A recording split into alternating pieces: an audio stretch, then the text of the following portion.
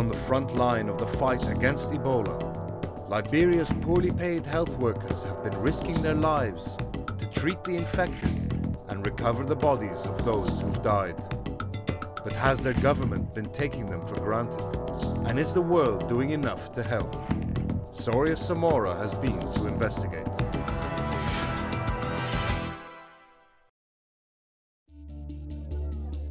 Ebola is named after a river, a force of nature.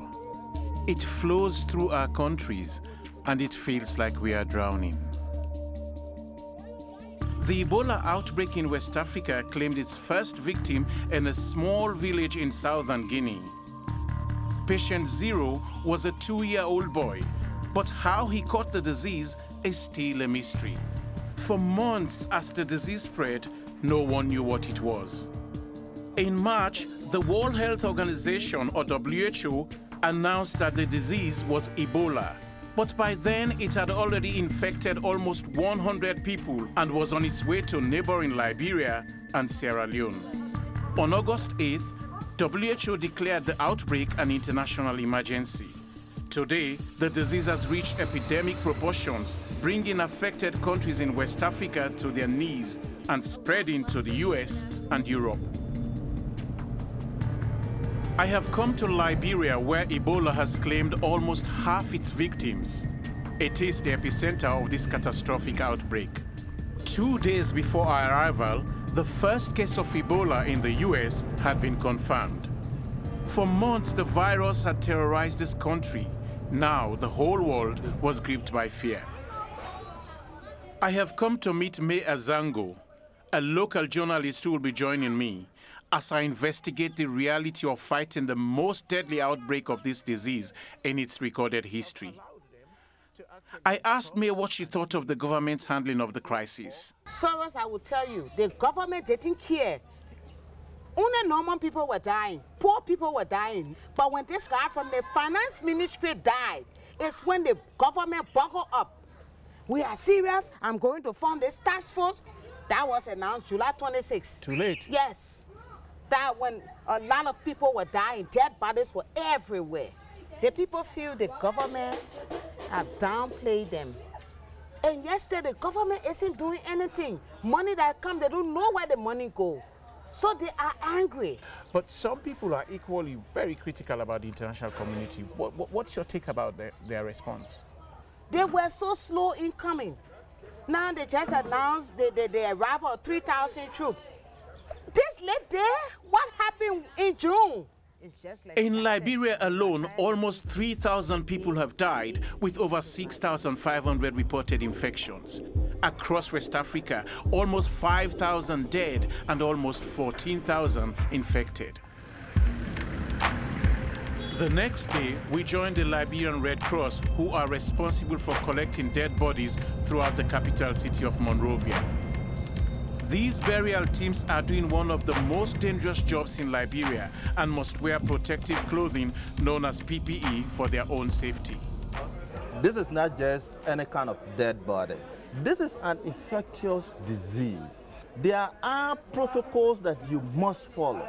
You must wear your PPEs properly. You must have a sprayer that goes around to disinfect the immediate environment, disinfect the body before the team moves in there, picks up the body, put into the body bag, and at the end of that process, to even take out their PPEs, there are also protocols.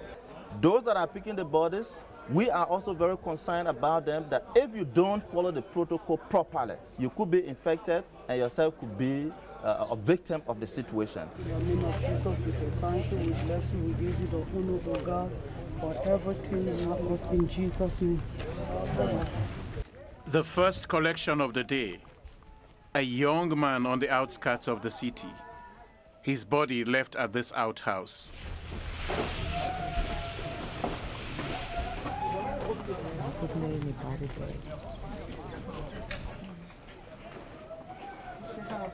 Last night. Yeah, so the body has become stiff. Ebola is one of the world's most deadly diseases. There is no vaccine or cure. It is transmitted through bodily fluids and is most contagious after the death of the victim. One mistake can cost any or all of these workers their lives. Nearby, I found Robert, the younger brother of the dead man. We're so sorry about your loss. What really happened? You didn't go to hospital? I'm taking the hospital. The people receive me. They didn't allow you in the hospital? No way. Why not? And you have been handling him? Yeah, I don't want to take care of him, feeding him. I became deeply worried for this young man. Against strict government advice, Robert had physical contact with his sick brother and even carried the dead body outside. It is one of the worst things about this disease, the way it attacks those giving care. A brother can't help his sick sibling. A mother can't hold her sick child. This family will need to be monitored for 21 days, Ebola's maximum incubation period. But for the burial team, their day has only just started. By mid-afternoon, their pickup truck was stacked with bodies and on its way to the crematorium. This is it. This is it for people who die of Ebola here in Liberia. Once they are driven through those gates into the crematorium, that's it, they disappear into thin air. No rituals, no ceremonies, and this is very difficult for us Africans because we are not used to burning our loved ones. We will bury them and put them in marked graves so that we keep the memories alive. But right now, it is so clear to me that not only is Ebola killing our loved ones, but it's really killing our cultures and traditions. Before leaving, I spoke to Robert, a member of the burial team. He is one of the heroes in this war. Every day he risks his life, and he's doing it for no payment. The essence of my being here to work for the Liberian people, the Red Cross in the war at large, is not to be on payroll. I'm doing this so as to have the particular sickness alleviated from my country.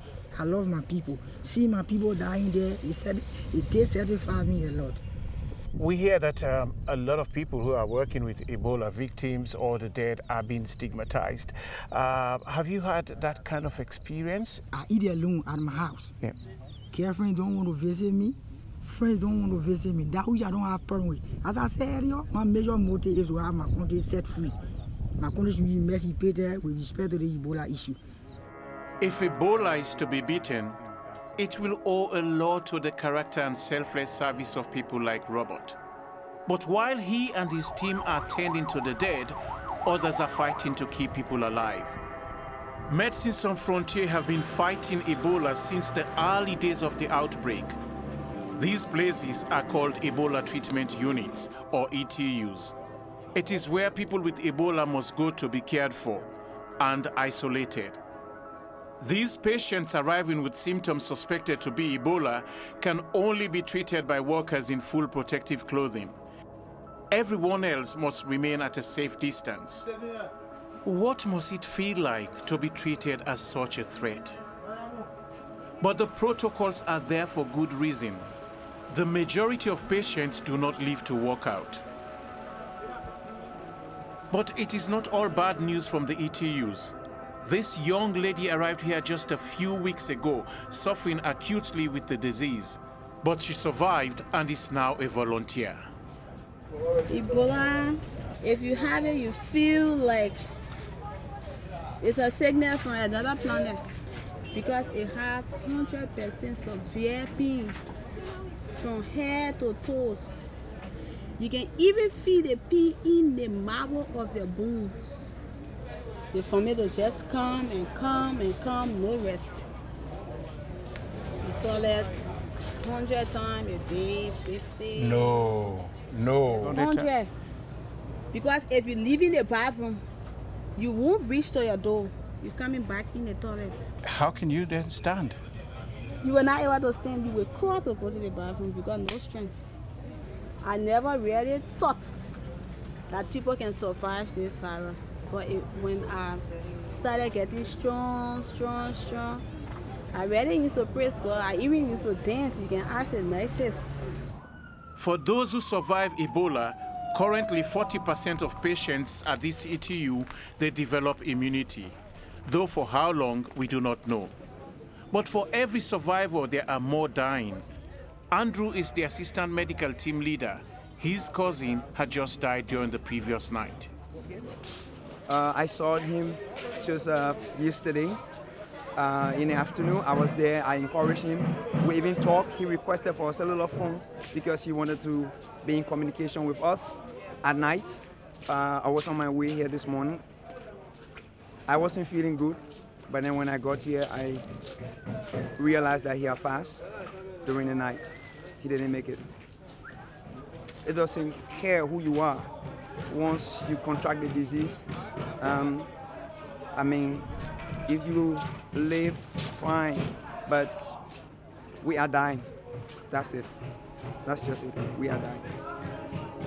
A devastating side of this outbreak has been the huge number of infections and deaths among the brave men and women working at these ETUs.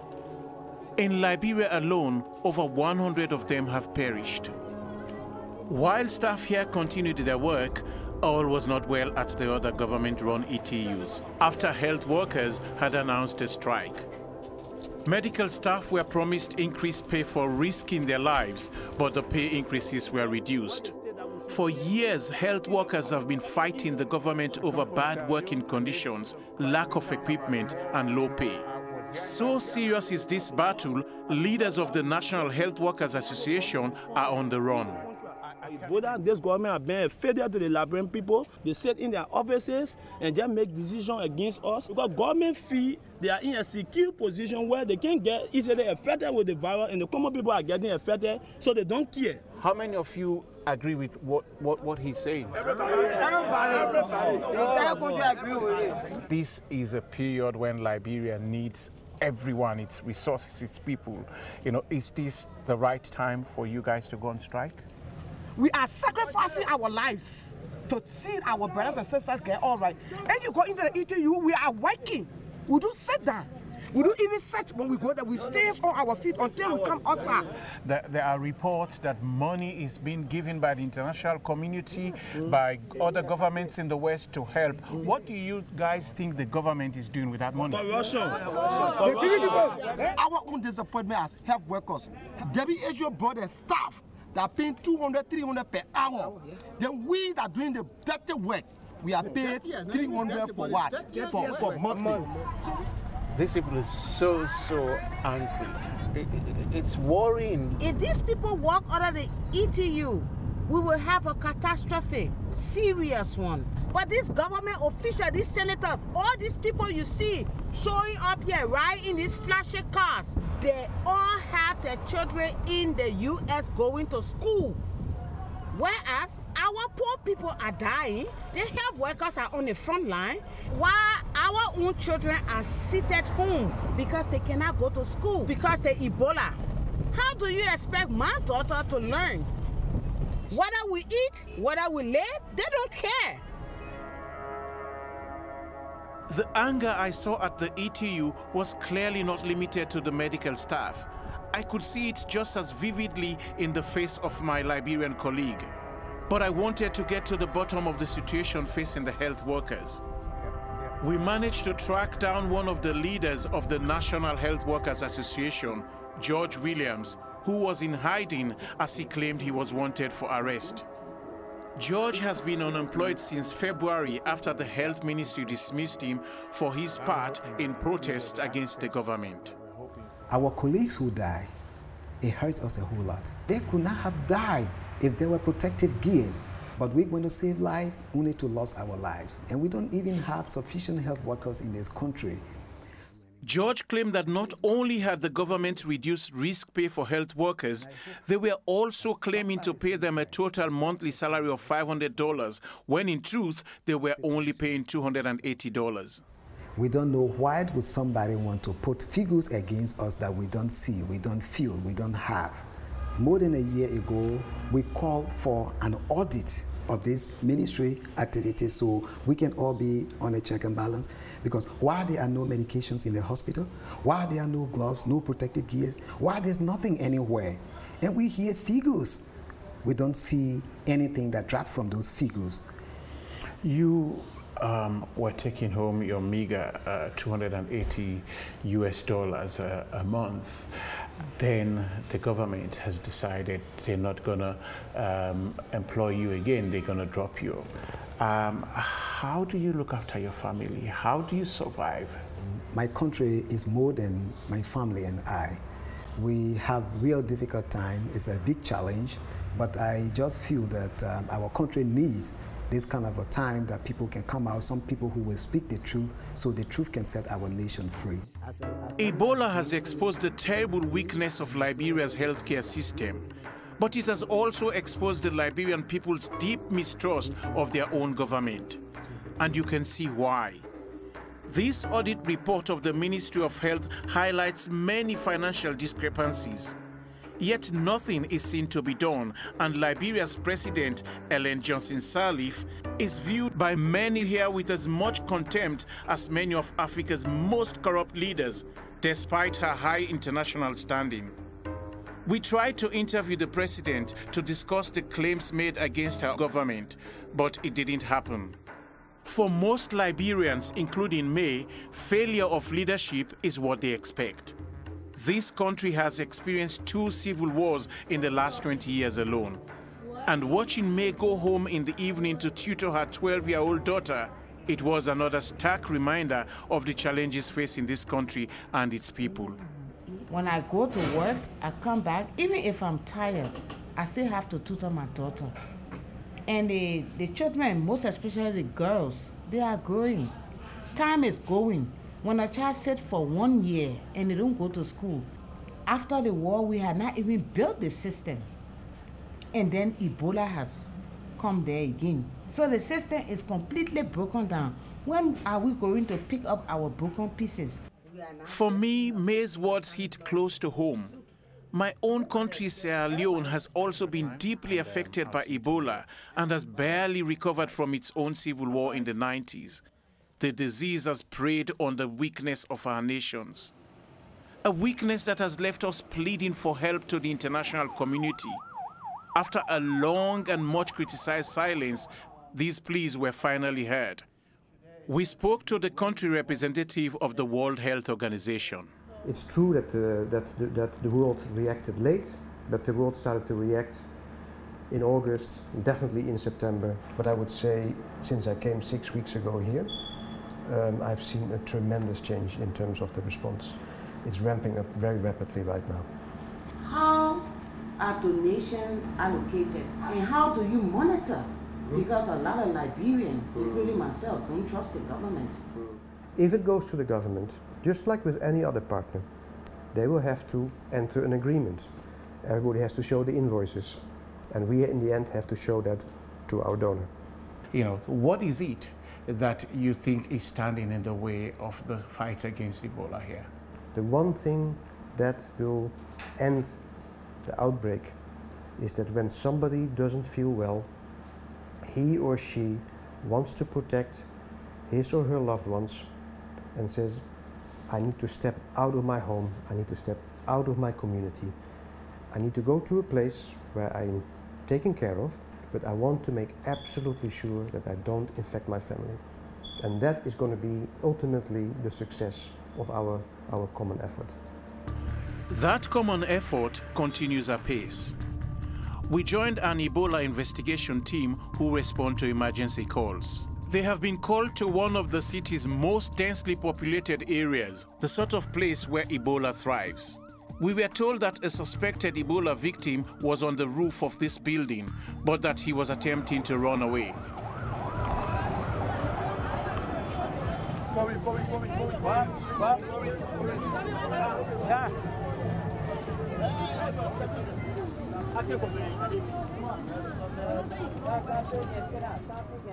The depth of mistrust towards the government means many Liberians continue to resist official advice. When the outbreak started, most people here believed it was a government scam to steal money. The impact of the public's ignorance and denial has been catastrophic. After questioning, it was clear the young man displayed Ebola symptoms. As a suspected case, he will be forcibly taken to an ETU and tested.